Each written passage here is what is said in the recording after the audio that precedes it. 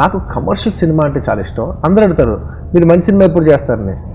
నాకు చాలా కోపం వస్తుంది. అంటే ఆఫ్ బీట్ సినిమాల్లో చెత్త సినిమాలు ఉంటాయి, మంచి సినిమాలు ఉంటాయి. కమర్షియల్ సినిమాలో మంచి సినిమాలు ఉంటాయి, చెత్త సినిమాలు ఉంటాయి.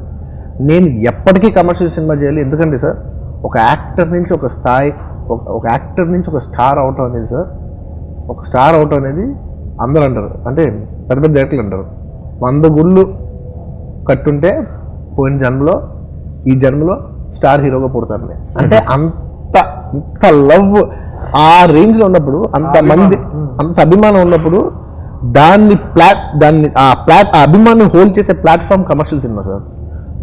అంత లవ్ని చీప్గా మాట్లాడటం నాకు ఇష్టం లేదు. సో అంటే కమర్షియల్ సినిమాలోనే నేను ఆ రిఫైనిటీ తీసుకొస్తా, నేను ఆ డిగ్నిటీ తీసుకొస్తా, పిచ్చెక్కిపోయేలాగా.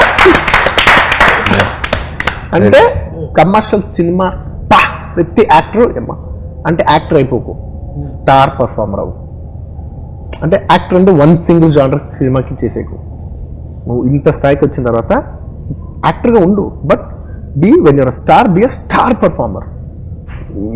ఈ ప్లాట్ఫామ్ మీద దిగిపోయి నేను నాలో యాక్టర్ సైడ్ కూడా ఉన్నాడు, అది ఈ బుడ్డ సినిమాలో చూడండి, ఈ పిక్చర్ నాకు లేదు. నేను ఇప్పుడు నా కిక్ ఏంటంటే కమర్షియల్ సినిమా అందరు చూసారు, అందరు ఎంటర్టైన్ చేశారు. లాస్ట్ మ్యాన్ ఈ నేను చెప్పేది ఏంటంటే సినిమాకు ఉన్న బ్యూటీ ఏంటంటే సార్, నరేంద్ర మోడీ గారు చూడొచ్చు, chief minister with all due respect chief minister గారు చూడొచ్చు, ఒక రిక్షా దొక్కి చూసుకోవచ్చు. This medium is a head count medium. ఈ మీడియము ఒక్కొక్కటికి నచ్చాలి.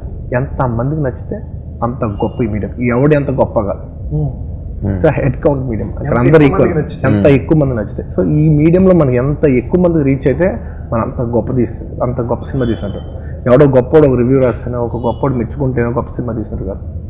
ఎంతమంది మెచ్చుకుంటే, ఎక్కువ మంది మెచ్చుకుంటే, ఎంత ఎక్కువ మంది మెచ్చుకుంటే అంత గొప్ప సినిమా తీసినట్టు నేను నమ్ముతాను. అది నాకు ఇష్టం. ఇది ఈ మాట నేను ఎందుకు అడిగానంటే రీజన్ ఏంటంటే, ఇప్పుడు ఇంటర్వెల్ దగ్గర పర్ఫార్మెన్స్ ఎంత మెచ్యూర్డ్గా, ఎంత సటిల్గా, ఎంత డీప్గా మాట్లాడుతున్నారు.